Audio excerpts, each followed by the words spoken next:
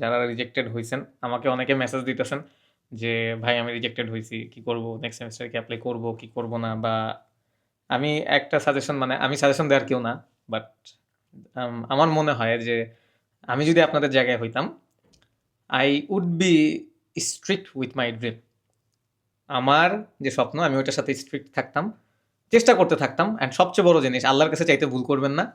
আল্লাহর কাছে চাইতে থাকেন। একদিন না একদিন পাবেন। অ্যান্ড যেটা চান আল্লাহর কাছে সেটার চেয়ে 10 টাইমস এট লিস্ট বেটার আল্লাহ দেয়। আমি এটা বিশ্বাস করি।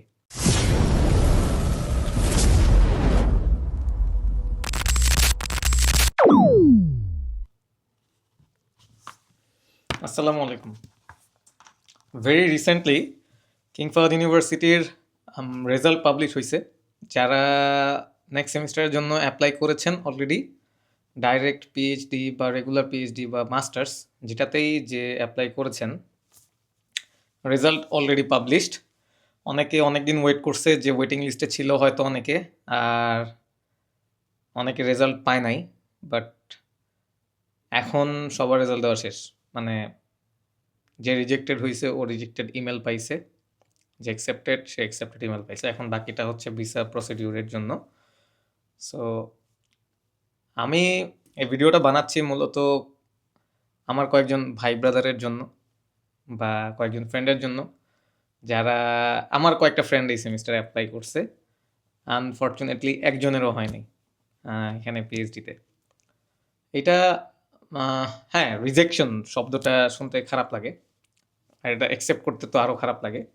বাট এটা অ্যাকসেপ্টেবল, মানে এটা অ্যাকসেপ্ট করা নেওয়া উচিত অ্যান্ড এক্সপেকটেশনেও এটা রাখা উচিত। বিকজ আসলে কিং ফাহাদের রেজাল্টটা অনেকগুলা ক্রাইটেরিয়ার উপরে ডিপেন্ড করে। এটা শুধু যে আমরা রেজাল্ট ভালো, রিসার্চ প্রোফাইল ভালো, ওইটার উপরেই ডিপেন্ড করে তা না। এখানে প্রথমত কম্পিটিশন অনেক। আমি যখন অ্যাপ্লাই করছিলাম তখন এটা র্যাঙ্কিং ছিল 101তম। বাট আমি এখানে আসার পরে এটা র্যাঙ্কিং যখন আরও আপগ্রেড হয়েছে 67তমতে আসছে এখন। আর অবশ্যই কম্পিটিশন বাড়বে, আর ওদের পিএইচডির ফান্ডিং যেহেতু ভালো, কম্পিটিশন থাকাটাই স্বাভাবিক। আমার এক্স্যাক্টলি জানা নাই যে একটা সিটের পেছনে কতজন স্টুডেন্ট এখানে ফাইট করে, বাট আপনারা অ্যাডমিশন টেস্টের মতো ধরতে পারেন। আই থিঙ্ক অ্যাডমিশন টেস্টের চেয়েও বেশি।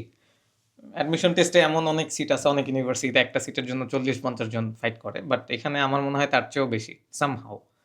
I don't know, I am not sure actually.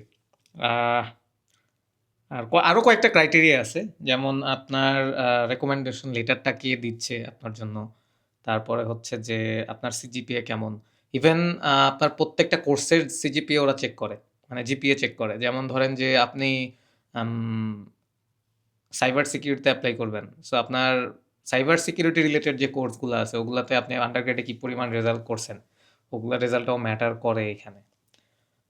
তারপরে হচ্ছে রিসার্চ ব্যাকগ্রাউন্ড চেক করে।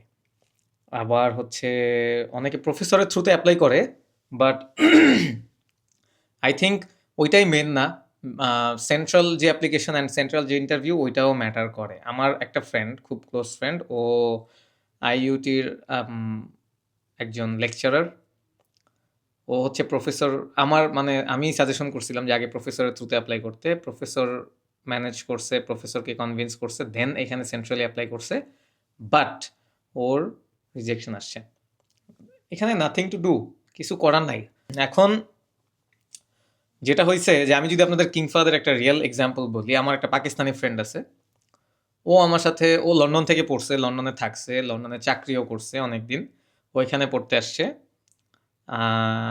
ও আমাকে বলতেছে ওর ওয়াইফ আর ও একসাথে অ্যাপ্লাই করছিল, ওর অ্যাকসেপ্টেন্স হয়েছে, ওর ওয়াইফের রিজেকশন হয়েছে কিং ফাহাদে। অ্যান্ড এইবার আমরা যে যাবো নেক্সট সেমিস্টারে, ও আর ওর ওয়াইফ একসাথে আসবে, but or wife or spouse হিসাবে আসবে না, ওর একজন পিএইচডি অ্যাপ্লিক্যান্ট হিসাবে আসতেছে, পিএইচডি স্টুডেন্ট হিসাবে আসবে, বিকজ ওনার অ্যাকসেপ্টেন্স এই সেমিস্টারে হয়েছে। গত সেমিস্টারে উনি রিজেক্টেড ছিল। এখন ওনার ওয়াইফ তো ফার্স্ট সেমিস্টারে রিজেক্টেড ছিল, বাট পরে আবার অ্যাপ্লাই করছে। উনি এইবার 2টা জায়গায় অ্যাপ্লাই করছে, 2 জায়গা মানে কয়েকটা জায়গায় অ্যাপ্লাই করছে, 2 জায়গাতে খুব ভালোভাবে হয়েছে। একটা হচ্ছে কিং ফাহাদে, একটা হচ্ছে ইম্পেরিয়াল কলেজ লন্ডন, যেটা ওয়ার্ল্ড কিউএস র্যাঙ্কিংয়ে 2nd পজিশনে আছে। বাট ওইখানে মাস্টার্সে হয়েছে। তো যাই হোক, উনি ওনার হাজব্যান্ড এখানে থাকে, সো উনি এটা চুজ করছে। আমি এক্সাম্পলটা দিলাম, মেন কারণটা হচ্ছে যে আপনাদের বোঝানোর জন্য যে rejection is not the ultimate thing or not the end, it's just the beginning. আপনি যে কোনো স্কলারশিপ হোল্ডার বা যে কোনো কেউ যারা কিছু অ্যাচিভ করছে তাদের লাইফে, আই থিঙ্ক আপনাদের জিজ্ঞাসা করা উচিত তাদের, বা তাদের লাইফ স্টোরি যদি দেখেন, তারাও অনেক রিজেকশনের পরেই একটা অ্যাকসেপ্টেন্স পায় তাদের মনের মতো। অ্যান্ড আরও কিছু ডার্ক রিয়েলিটি আছে কিং ফাহাদে। যেমন আমার সাথে আসছে এমন, আমি যে সেমিস্টারে আসছিলাম গত সেমিস্টারে, আমার সাথে আসছে এমন ৩-৪ জন তাদের স্কলারশিপ ক্যান্সেল হয়ে তারা বাংলাদেশে চলে গেছে, বিকজ তারা ওইটা কন্টিনিউ করতে পারে নাই। তাদের যে রেজাল্টটা দরকার একটা সেমিস্টার শেষে, ওই রেজাল্টটা ছিল না। এখানে পড়ালেখা টাফ, টু বি অনেস্ট ভাই। না, আমরা বাংলাদেশে যে ট্রেডিশনাল স্টাইলে লেখাপড়া করছি ওইটা এখানে না। এখানে আপনি একদিনে দুইটা কুইজ পড়তে পারে, এমন ভাগ্য খারাপ হলে 3টা কুইজে পড়তে পারে। তারপরে হচ্ছে যে অ্যাসাইনমেন্টস, প্রজেক্টস, থিসিস পেপার, প্রত্যেকটা প্রজেক্টের এগুলা থাকেই প্রত্যেকটা কোর্সের। সবাই প্রেশারটা কুলায় উঠতে পারে না। অ্যান্ড আমি নিজেও ফার্স্ট সেমিস্টারে আমি শিওর ছিলাম না যে আমিও ডিজায়ার্ড রেজাল্ট করতে পারবো। আলহামদুলিল্লাহ, আল্লাহর রহমতে আল্লাহ ভালো রেজাল্ট দিছে, যেটা ছিল তার চেয়েও বেশি। আর আরেকটা এক্সাম্পল যদি যেই, আমার সাথে আসছে আমার ব্যাচের একটা ফ্রেন্ড, ও ঢাকা ভার্সিটি থেকে আসছিল। ও এখানে পড়ছে এক সেমিস্টার আমার সাথে আসার পর, অ্যান্ড এইটার চেয়ে ভালো র্যাঙ্ক আরেকটা ইউনিভার্সিটিতে ওর পিএইচডি অফার আসছে ইউএসএতে। ও এই সেমিস্টারে কুইট করছে। কুইট করার পরে বাংলাদেশে গেলে এখন বাংলাদেশ থেকে দাঁড়াবে এবং ইউএসএ চলে যাবে, আশা করা যায়, ইনশাল্লাহ যাবে। সো আসলে রিজেকশন মানে এই না যে এখানেই শেষ। আপনি কিং ফাহাদে আবার অ্যাপ্লাই করতে পারেন। আমি বলবো যে নিজের ড্রিমের সাথে স্ট্রিক্ট থাকা উচিত। যদি আপনি ডিসাইড করেন যে যাবেন মাস্টার্স করতে বা পিএইচডি করতে দেশের বাইরে হায়ার স্টাডিজের জন্য, তাহলে 1-2টা রিজেকশন এগুলো কোনো ম্যাটারই করে না আমার মতে। বিকজ আমি এইখানে অ্যাপ্লাই করার আগে আমি সাইমালটেনাসলি প্রায় 4-5টা দেশে অ্যাপ্লাই করছি, 4-5টা ইউনিভার্সিটিতে না। আমি ইউএসএতে আমার মাস্টার্সের 100% স্কলারশিপ ছিল, সামহাও এখানে যাওয়া হয় নাই। বাট ওটা কোনো ফান্ডিং ছিল না, আলাদা ফান্ডিং ছিল না যে আমার স্টাইপেন্ড দিবে মান্থলি, ওরকম কোনো কিছু ছিল না। তারপরে কানাডা থেকে অফার লেটার আসছে কয়েকটা ইউনিভার্সিটিতে, বাট আমি ফান্ডিং পাই নাই মাস্টার্সে। অস্ট্রেলিয়া থেকেও আমি অস্ট্রেলিয়ার প্রসেস করছিলাম, বাট সেটা নিজে নিজে করি নাই, এজেন্সি থ্রুতে করছিলাম। জিটিএ ক্লিয়ারেন্স পর্যন্ত হয়ে গেছিলো, জাস্ট ভিসা অ্যাপ্লাই করবো। তখন চিন্তা করলাম যে বাবার টাকা খরচ করে জীবনে অনেক লেখাপড়া করছি, আর না, এবার একটু চেষ্টা করি, তারপরে যাই। পরে আর অস্ট্রেলিয়াতে যাওয়া হয় নাই। তারপরে হচ্ছে সুইজারল্যান্ডে অ্যাপ্লাই করছি, নেদারল্যান্ডস অ্যাপ্লাই করছি, বাট আমার টার্গেট ছিল ডেনমার্ক। একটু সুখী মানুষ তো, তাই ডেনমার্কের আরহুস দেখলাম টপ র্যাঙ্কড সিটি ছিল all over the world. So Aarhus university apply করছি, যে হ্যাপিয়েস্ট সিটি থাকি ওইখানে। বাট আমি এখানে যখন অ্যাপ্লাই করছি, ওই ডেনমার্কে ওইটা সাথে সাথে ওইটাতেও অ্যাপ্লাই করা, নেদারল্যান্ডসও অ্যাপ্লাই করা, আমার অফার লেটার আসছে। বাট ডেনমার্কে আমি ভাবছিলাম যে স্কলারশিপ আসবে, বাট ফর্চুনেটলি আর আনফর্চুনেটলি এখানে স্কলারশিপ আসে নাই। তখন ভাবছিলাম যে সেলফ ফান্ডে পড়বো। তখন হয়তো এই স্কলারশিপটা যদি আমার না আসতো কিং ফাহাদের, আমি ওইখানে টাকা দিয়েই পড়তাম, সেলফ ফান্ডে পড়তাম। বাট আল্লাহ কপালে এখানে লিখে রাখছে। আর এমন না যে আমি সব জায়গা থেকে অফার পাইছি যেখানে অ্যাপ্লাই করছি, রিজেকশন আমারও ছিল, দ্যাট সিম্পল। রিজেকশনটা এটা জীবনের একটা পার্ট। অ্যান্ড আমার মনে হয়েছে রিসেন্টলি কিছু মানুষ যারা আমাকে মেসেজ করছে, ইভেন আমার মনে হয় আমি মোর দ্যান 50 স্টুডেন্টস এই সেমিস্টারে যারা অ্যাপ্লাই করছে নেক্সট সেমিস্টারের জন্য, তাদের আমি গাইড করছি।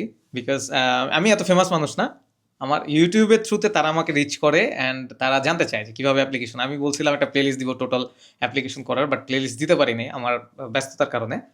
এখন যেটা হচ্ছে যে যাদের গাইড করছি তারা অ্যাপ্লাই করছে, কয়েকজনের হয়েছে, আর কয়েকজনের হয় নাই। এটা আসলে সবসময় যে আপনার ট্যালেন্ট বা আপনার প্রোফাইল এটার উপরে ডিপেন্ড করে তা না। আমি বলবো 80% লাক, 20% প্রোফাইল। আর রিসেন্টলি কিং ফাহাদের অ্যাপ্লিকেশনগুলা একটু টাফ হচ্ছে, ওরা আগের চেয়ে একটু বেশি ফিল্টার করতেছে। আমি আমার একটা ফ্রেন্ড আফগানিস্তানের, ও ওদের ডিপার্টমেন্টের চেয়ারম্যানের সাথে কথা বলছে। ওর ডিপার্টমেন্টের নামটাও আমার মনে নাই, মনে হয় এটা ইলেকট্রিক্যাল ইঞ্জিনিয়ারিং। ওই চেয়ারম্যান নাকি বলছে একটা মিটিংয়ে এরকম যে আমরা এতদিন যেই স্টাইলে স্টুডেন্টস নিতাম, এইবার এটা চেঞ্জ হবে বিকজ আমরা আরেকটু বেশি ফিল্টার করব। দ্যাট মিন্স কম্পিটিশন বাড়তেছে, এটা স্বাভাবিক। আর যেহেতু একটা ইউনিভার্সিটির র্যাঙ্কিংও পড়ে গেছে, সো এটা নজরে আসবে মানুষের, এটাই স্বাভাবিক। সো আমি জাস্ট আলটিমেটলি একটা জিনিসই বলবো, যারা রিজেক্টেড হয়েছেন, আমাকে অনেকে মেসেজ দিতেছেন যে ভাই আমি রিজেক্টেড হয়েছি, কি করব, নেক্সট সেমিস্টারে কি অ্যাপ্লাই করব কি করব না, বা আমি একটা সাজেশন, মানে আমি সাজেশন দেওয়ার কেউ না, বাট আমার মনে হয় যে আমি যদি আপনাদের জায়গায় হইতাম, I would be strict with my dream. আমার যে স্বপ্ন আমি ওইটার সাথে স্ট্রিক্ট থাকতাম, চেষ্টা করতে থাকতাম। অ্যান্ড সবচেয়ে বড় জিনিস, আল্লাহর কাছে চাইতে ভুল করবেন না। আল্লাহর কাছে চাইতে থাকেন, একদিন না একদিন পাবেন। অ্যান্ড যেটা চান আল্লাহর কাছে, সেটা হচ্ছে 10 টাইমস অ্যাট লিস্ট বেটার আল্লাহ দেয়। আমি এটা বিশ্বাস করি। That's it. So don't be sad with the rejection, and keep continue with the process, because প্রসেসের মধ্যে থাকাটা অনেক দরকার। এটা জীবনের প্রতিটা মোমেন্টে দরকার। Thank you. আসসালামু আলাইকুম।